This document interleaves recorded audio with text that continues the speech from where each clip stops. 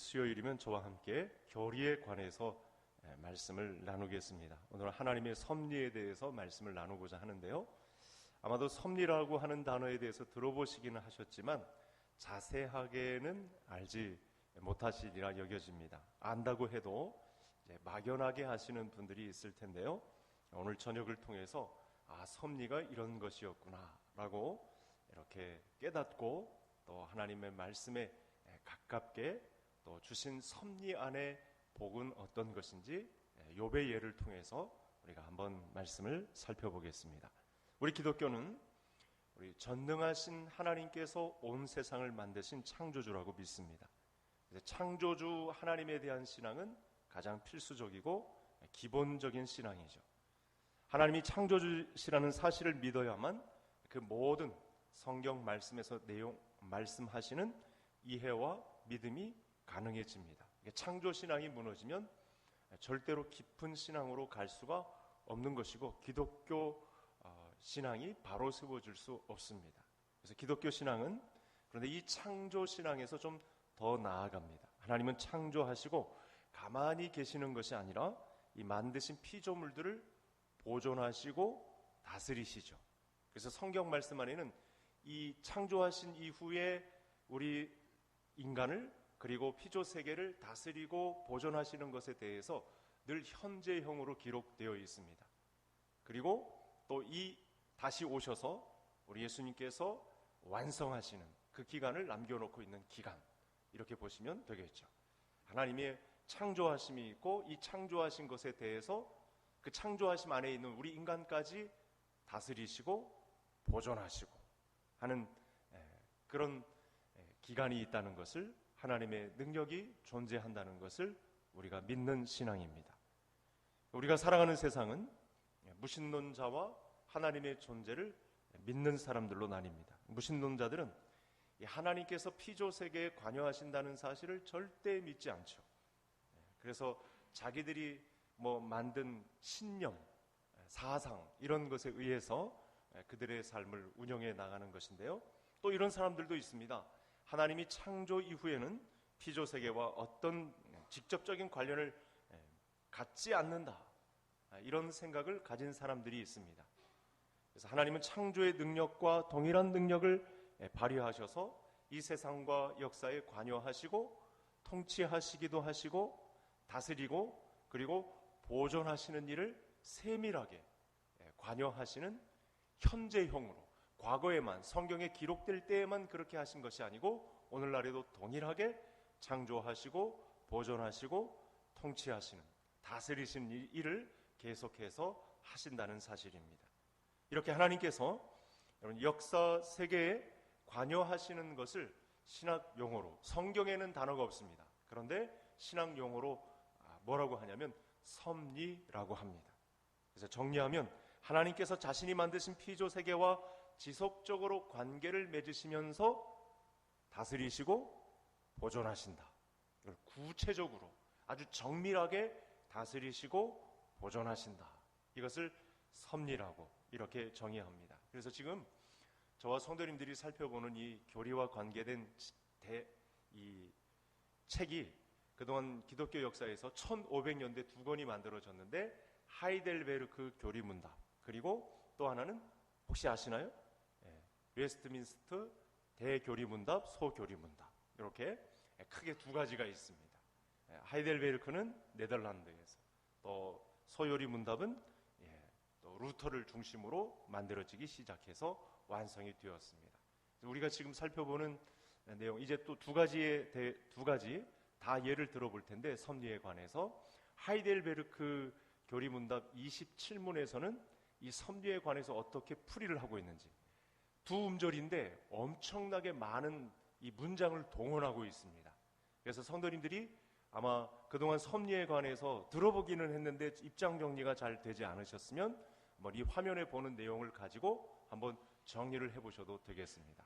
우리 한번 읽고 소리내어 읽으면 우리 뇌에, 이 뇌파에 저장이 된다고 하니까 우리 한번 같이 한번 이 하이델베르크 27문, 교리문답 27문에 나와 있는 이 답, 섭리란 무엇인가에 대해서 우리 같이 한번 읽어보겠습니다.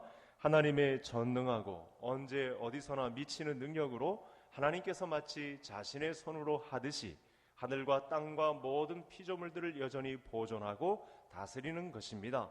그리하여 잎새와 풀, 비와 가뭄, 풍년과 흉년, 먹을 것과 마실 것, 건강과 질병, 부와 가난, 참으로 이 모든 것이 우연이 아니라 아버지와 같은 그의 손길로 우리에게 임합니다. 문장이 굉장히 많지만 두 단어를 생각하시면 되겠어요. 창조하신 이후에 이 피조 세계를 보존하고 다스리신다. 중간에 있는 여전히 보존하고 다스리신다. 따뜻한 아버지의 손길로 정밀하게, 아주 세밀하게 보존하고 다스리는 것을 역사에서 주관하신다. 간섭하고 계신다. 이렇게 정리하면 되겠습니다. 웨스트민스터 신앙 고백의 이 섭리라는 질문에 대한 답은 좀 간단한데요. 우리 다음 화면도 한번 보시겠습니다. 웨스트민스터 서교리 문답에 나오는 내용인데 다음 화면을 한번 보시겠습니다. 우리 같이 읽겠습니다. 하나님의 섭리하시는 일은 지극히 거룩함과 지혜와 권능으로서 모든 창조물과 그 모든 행동을 보존하시며 통치하시는 일이다. 섭리에 관해서 반드시 떠올려야 하는 두 가지 단어가 나타났죠. 보존과 통치. 보존하시는 것, 다스리시는 것. 이렇게 섭리에 관해서 모르겠다. 이 섭리라는 단어가 참 이해하기가 힘들다. 설명하기 복잡하다. 그러면 이 보존과 다스림에 관해서 단어 뜻풀이를 하면 하나님의 은혜가 바로 이 단어에서 느껴질 수 있다는 것입니다. 자, 그러면 섭리와 관련 깊은 성경 구절은 어떤 걸까? 굉장히 많습니다. 특히 시편에 많은데요. 희한하게 느헤미야 선지자가 이 부분에 관해서 아주 가깝게 한 1순위 올라있는 그런 단어 뜻풀이를 이 느헤미야서에서 풀이를 해놨습니다. 우리 세 번째 화면, 마지막 화면인데 우리 같이 함께 섭리에 관해서 이렇게 설명을 해놓았구나 라고 한번 생각하시면서 말씀을 읽겠습니다. 오직 주는 여호와시라. 하늘과 하늘들의 하늘과 1월 성신과 땅과 땅 위의 만물과 바다와 그 가운데 모든 것을 지으시고 다 보존하시오니 모든 천군이 주께 경배하나이다. 창조하실 뿐만 아니라 이제 보존하시고 그 통치자로서 다스리는 그 1월 성신을 주관하실 하나님을 보고 천군 천사가 다 하나님을 경배하는 그런 모습을 느헤미야 선지자가 환상 중에 본 것이죠. 섭리라는 단어에 잊지 않아야 할 단어, 보존, 간섭, 통치 이런 단어를 연상하시면 섭리라는 단어와 가깝게 되겠습니다. 자, 이 말씀을 통해서 하나님께서는 창조하신 이 세계가 유지될 수 있도록 그 뜻하신 바대로 보존될 수 있도록 친히 돌보고 계신다라는 사실을 알 수 있는 거죠. 자, 만약 한순간이라도 하나님이 창조하신 피조물들을 보존하시거나 다스리지 않는다면 이 피조 세계는 유지될 수가 없는 것이다. 이렇게 섭리에 관해서 아주 중요한 내용을 정리할 수가 있겠습니다. 자, 존재의 시작에서 뿐만 아니라 창조의 시작에서 뿐만 아니라 지속에 있어서도 하나님께 이 피조물들이 의존할 수 있도록 보존하시고 간섭하시며 통치하시고 다스리고 계신다는 사실을 알 수 있습니다. 그러니까 세상은 우연이 없죠. 이 말씀, 이 섭리라는 단어 속에서 절대로 운 또는 운명 또는 우연 이런 것이 절대로 있을 수가 없습니다. 그러니까 기독교인의 이 언어 속에 우연이라든지 운명, 운 이런 말들을 재수라는 말들을 절대로 할 수 없는 이유가 바로 이 섭리라는 단어 속에 설명이 되는 것입니다. 아버지의 따뜻한 손길을 통해 창조하신 세계 가운데 이 창조 세계가 사람들 뿐만 아니라 모든 피조물 가운데 다스려지고 보존될 수 있도록 역사하시기 때문에 우연이라는 것은 없습니다. 재수라는 것도 없습니다. 운명에 의해서 사는 것도 없습니다. 오직 하나님의 섭리 가운데 하나님의 통치와 보존하심 가운데 진행될 뿐이지 우연은 없다는 사실을 말씀할 수 있다는 거죠. 자, 이 문제와 관련해서 이 세상은 다른 주장들을 굉장히 많이 하죠. 빅뱅 이론 들어보셨죠? 아주 유명한 과학자가 이야기를 했습니다. 그 내용을 제가 이렇게 좀 바꾸어서 비유를 들어서 설명을 해보면 이렇습니다. 이제 하나님의 이 신의 세밀한 간섭을 받지 않고 다만 신이 자동으로 돌아가는 커다란 기계 같은 우주를 폭발로 만드셨다. 대폭발의 그 에너지를 통해서 온 세계가 자동으로 돌아가는 세계를 구성했다. 이런 식의 이론입니다. 사실은 알고 보면 신은 없는 거죠. 자동으로 돌아가는 세계를 운행하게 했다.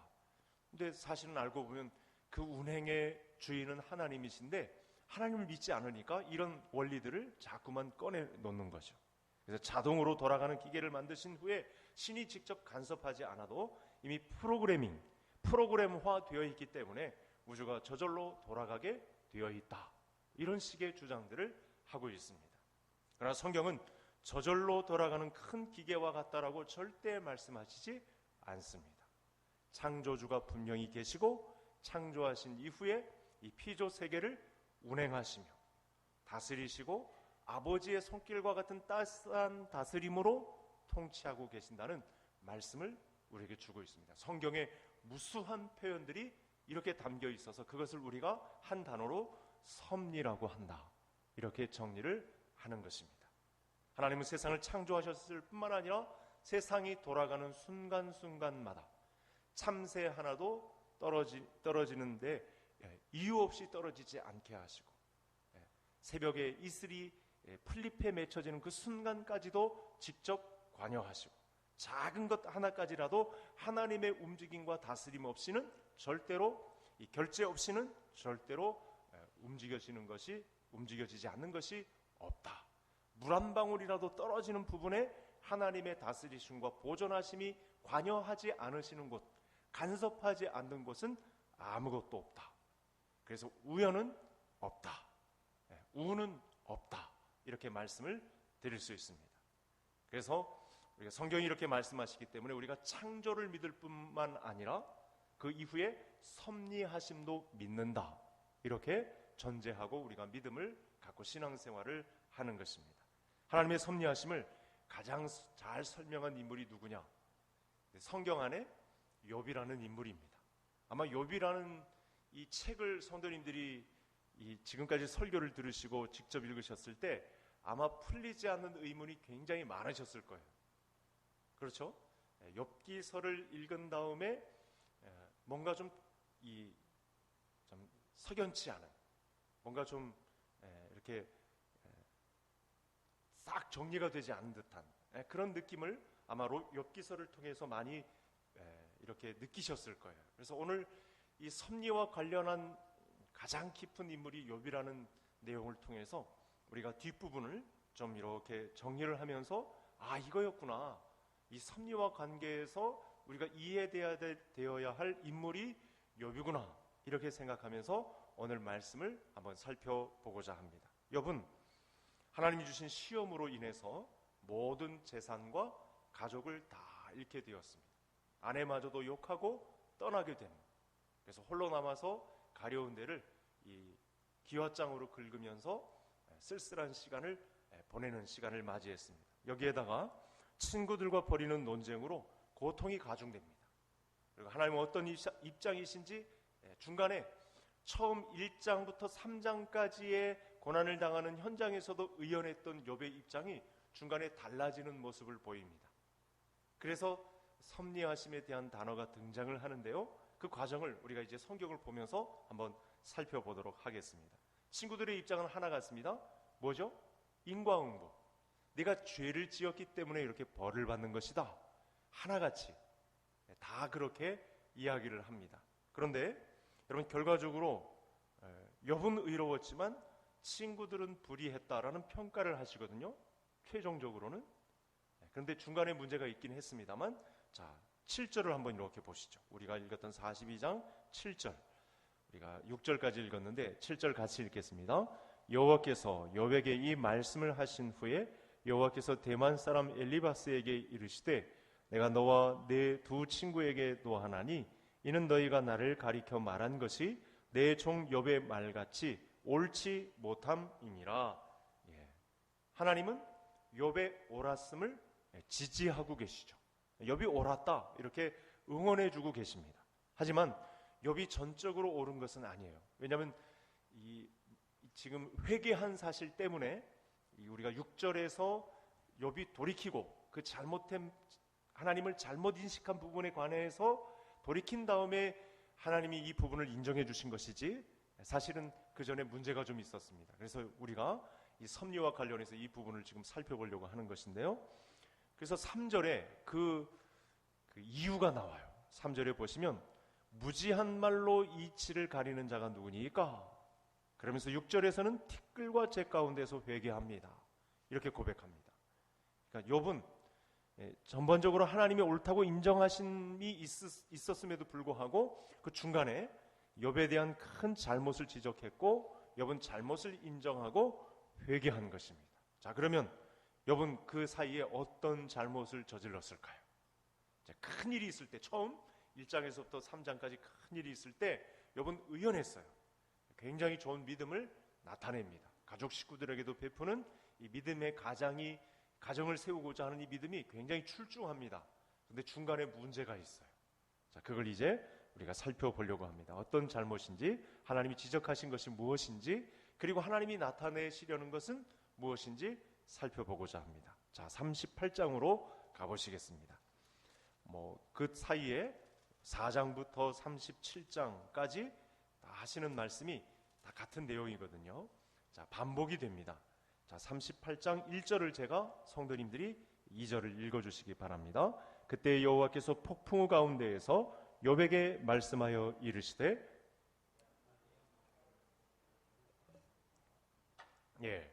하나님이 세상이 처음 창조될 때 설계와 시공을 누가 했느냐, 누구를 통해서 이루어졌느냐, 이렇게 묻고 계시죠. 대답은 당연히 하나님이신데, 우리는 하나님께서 세계를 어떤 원리와 또 기초를 통해서 지으셨는지 우리도 잘 알지 못합니다. 38장 이후의 말씀은 하나님이 강력하게 나서셔서 이 세계를 유지하시고 보존하고 계신다는 사실을 말씀하고 있습니다. 8절, 38장 8절, 우리 다 같이 함께 읽겠습니다. 바다가 그 모태에서 터져 나올 때 문으로 그것을 가둔 자가 누구냐? 자, 8절을 보시면 하나님이 바다의 움직임에 관해서 관계하고 계시죠. 그래서 바다뿐만 아니라 하나님이 만드신 피조 세계에 똑같은 질문과 대답을 하십니다. 그러니까 바다가 그 모태에서 터져 나올 때 그 문으로 그것을 가둔 자가 누구냐? 바다의 한계선을 그어주신 분이 누구냐? 이렇게 말씀을 하고 계시죠. 그러니까 우리가 바다의 물때, 조수, 간만의 차이 다 과학 시간에 배우는 거 아닙니까? 또 어른들에게 사회에 또 관계된 취미 생활을 할 때 바다와 관계해서 조수, 간만의 차이, 바다가 막 노을 치는 것, 막 풍랑이 이는 것, 이런 것에 관해서 우리가 가르침을 받지 않습니까? 그런데 여러분, 우리가 과학 시간이나 어른들을 통해서 또 취미 생활을 통해서 배우는 이 지식을 뛰어넘는 이 바다를 주관하고 배후에서 움직이는 분이 누구시냐? 여기에 대한 답이거든요. 하나님이 보존하시는 손길이 있다. 이 바다를 보존하시는 손길이 있다라고 말씀을 하시는 것입니다. 그러니까 38장 이후부터 하나님이 계속해서 말씀하시고자 하는 이야기는 뭐냐면, 하나님이 창조 이후의 세계 질서를 그의 보존과 통치를 통해서 한다. 그게 지금 예를 들었던 바다의 이야기입니다. 조수간만의 차이, 큰 폭풍이 일어서 피해를 입는 그런 모든 것들을 다 관련해서 그런 자연 만물의 움직임에 하나님의 보존과 통치하심이 있다. 또 반복이 되죠. 지금 이 세상에는 그래서 하나님의 간섭하심 없이 움직이는 세계는 없다는 결론을 맺을 수 있는 것이죠. 그 이야기를 하고 있습니다. 그러니까 욥이 지금 해결이 안 되는 그 모든 깊은 세계까지 하나님이 간섭하고 계신다는 것을 말씀하는데, 사실은 아직까지도 욥은 조금 문제가 좀 있습니다. 하나님이 원하시는 수준의 깨달음이 아직까지는 없습니다. 그런데 마지막 다 듣고 난 다음에 아까 우리가 읽었던 42장 가서 깨닫게 되는 것인데요, 한참 설명하는 중에 계시거든요. 자, 그러면 왜 욥 앞에서 하나님이 이런 말씀을 하실까? 40장으로 가보시겠습니다. 40장 2절로 넘어가겠습니다. 40장 2절. 자, 같이 읽겠습니다. 트집 잡는 자가 전능자와 다투겠느냐? 하나님을 탓하는 자는 대답할지니라. 하나님이 욥에게 책망을 하고 계세요. 사람이 전능자와 다투겠느냐? 이렇게 책망하시는 듯한 말씀을 하고 계십니다. 전체적으로 이 욥은요, 하나님이 어떤 분이신가에 대한 질문에 대해서 잘 실수하지 않는 사람입니다.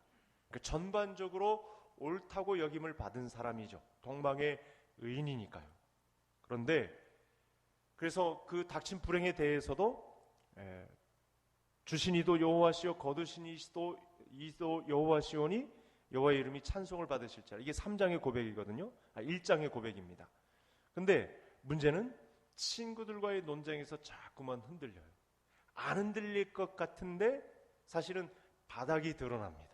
욥이 가졌던 하나님에 관한 지식, 우리가 섭리에 관해서도 설왕설래하고 이게 맞는가 또 의심이 가고 질문도 하고 싶고 하는 내용들이 있는 것처럼 욥은 전반적으로 동방의 의인이기는 하지만 하나님에 관한 지식에 있어서는 하나님에게 있어서 책망을 받을 만한, 내가 전능자와 다투겠느냐, 이런 식의 이 바닥이 드러난 그런 상황이 나타난 것입니다. 그래서 얼마나 괴로웠는지요, 우리가 지금 40장까지 봤지만 17장에서는 뭐라고 하냐면 차라리 죽었으면 좋겠습니다, 이런 말도 합니다.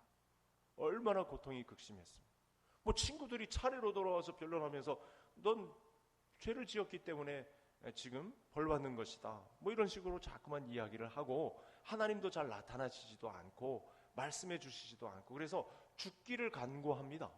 17장에서 앞선 1절에서부터 그렇게 이야기하고 마지막 절에서도 똑같이 이렇게 반복을 해요. 차라리 죽는 것이 좋겠다. 얼마나 고통이 극심했으면. 여러분, 재산 다 날라갔죠? 가족 식구들 다, 자녀들은 죽었죠? 아내는 떠나갔죠? 얼마나 처량하겠습니까? 이런 말이 안 나오는 것이 사실은 이상한 거죠. 죽기를 간구합니다. 엘리야처럼. 자, 우리는 욥과 같이 이 몸을 입고 있는 사람이기 때문에 욥의 처지가 이해가 갑니다. 직접 그런 일을 당해보신 분들도 계시고 아직은 그렇지는 않지만 욥의 상태가 이해가 가시는 우리 성도님들일 것입니다. 우리에게 일어나는 일들이 잘 이해가 되지 않을 때가 있는데 욥은 어떻게 했습니까? 하지만 여러분, 믿음의 사람들은요, 이해할 수 없다라고만 하는데 머물러 있으면 안 되는 거죠. 하나님의 말씀을 통해서 해결되지 못할 문제는 없다, 이렇게 여기고 그걸 믿음으로 여기고 우리가 확신을 갖는 기간 가운데 있어야 되는데, 사실은 동방의 의인이라고 전반적인 좋은 평가를 받았던 욥이었지만 하나님과 상대해서 하나님 입장에서 그를 책망할 것이 있었던 것입니다. 그래서 아마 어쩌면 세 친구를 또 한 사람을 동원하시면서까지 욥을 이렇게 힐문하는 것은 하나님의 뜻하신 바가 있었던 것이죠. 그게 바로 하나님의 섭리를 설명하고 싶었던 것입니다. 여러분, 우리가 기복신앙을 가진 사람들과 다른 점이 있습니다. 기복신앙을 가진 사람은요, 복받기만 바라고 우리는 그 이상의 하나님을 알아가는 데 있죠. 그러니까 기복신앙은 사실은 권장하고 싶은 신앙이 절대로 아닙니다. 복받기만 바라고 그 상태가 되면 싹 돌변해요. 그렇죠? 그걸로 만족하죠. 그러나 우리가 기복신앙에서 주장하는 복받기만 원하는 신앙으로 우리가 기독교 신앙을 가진 것은 절대 아니죠. 그 이상의 신앙을 하나님이 우리에게 요구하고 계십니다. 말하자면 창조하신 하나님을 알 뿐만 아니라 그 가운데 우리 인생 개인의 역사에 깊숙이 관여하셔서 우리 인생을 보존하시고 간섭하시고 통치하심에 관해서 하나님을 찬양하고 고백하는 자리까지 가기를 원하시는 그 신앙에 우리가 이르기를 원하시거든요. 그게 그리스도의 장성한 분량이죠. 욥처럼 이해할 수 없는 하나님을 인정하는 데까지 자라가는 것. 욥의 인생에 관여하신 하나님께서 욥조차 이해할 수 없는 하나님이 이 판까지 버리신 일에 관해서 이해를 하는 데까지 자라가는 것. 이것까지 우리에게 요구하시는 거죠. 여러분, 욥이 하나님으로부터 책망받은 내용이 무엇입니까? 이해되지 않는 하나님의 행동 때문에 괴로워한 거예요. 그러다가 욥기서 38장부터 41장까지 하나님이 자기를 공개하십니다. 그래서 자신의 잘못이 무엇이었는지 알게 된 거죠. 그래서 4장부터 친구들의 설명부터 그리고 38장 그리고 41장에 이르기까지 하나님은 무엇을 말씀했냐면 바로 이 섭리에 관해서 말씀하셨어요. 지금 욥이 당하고 있는 이해할 수 없는 상황에까지 간섭하시고 하나님의 다스리심과 통치하심이 보존하심이 이 이해할 수 없는 상황에까지 간섭하셨다는 사실을 하나님은 욥에게 깨닫게 하고 있습니다. 사람이 어떻게 하나님을 다 이해할 수 있겠습니까? 하지만 이해할 수 없음에도 불구하고 하나님의 섭리하심을 붙드는 것이 신자입니다.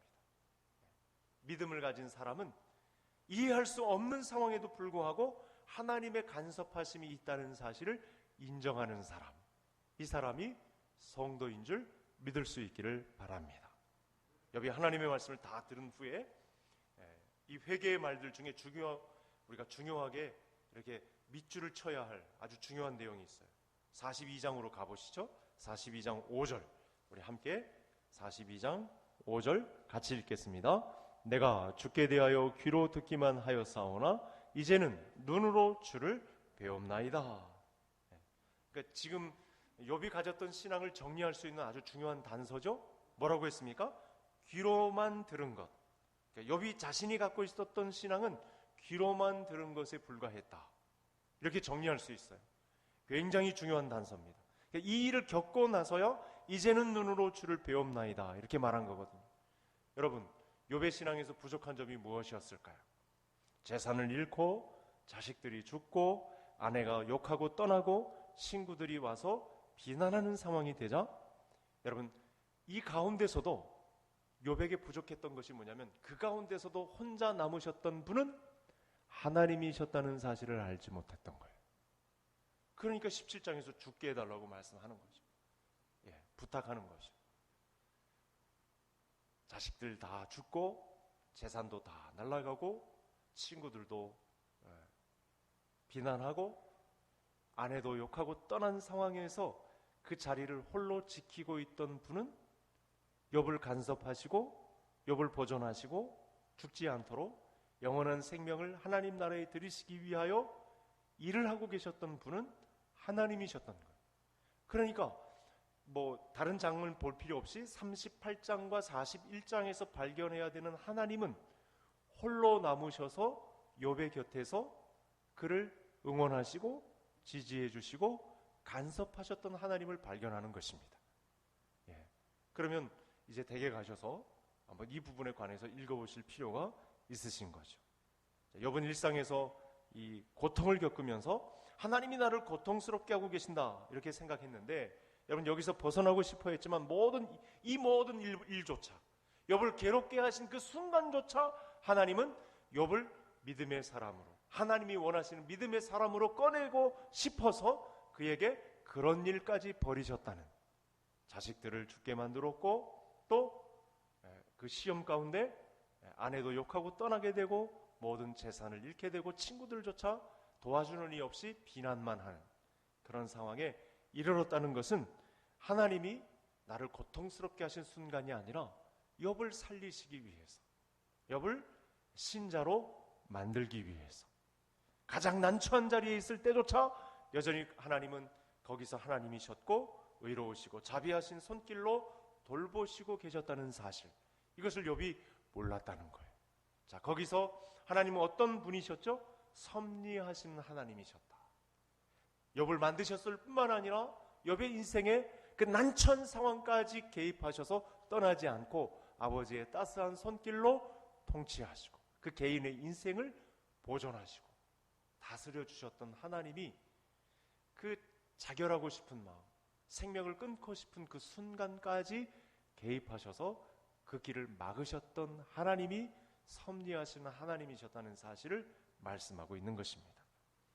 여러분 불에 크게 데인 상처가 아파서 화를 내고 있었지만 그 상처로 인해서 인생의 항로를 새롭게 움직이시는 하나님을 보지 못했던 것 이렇게 비유할 수 있을까요?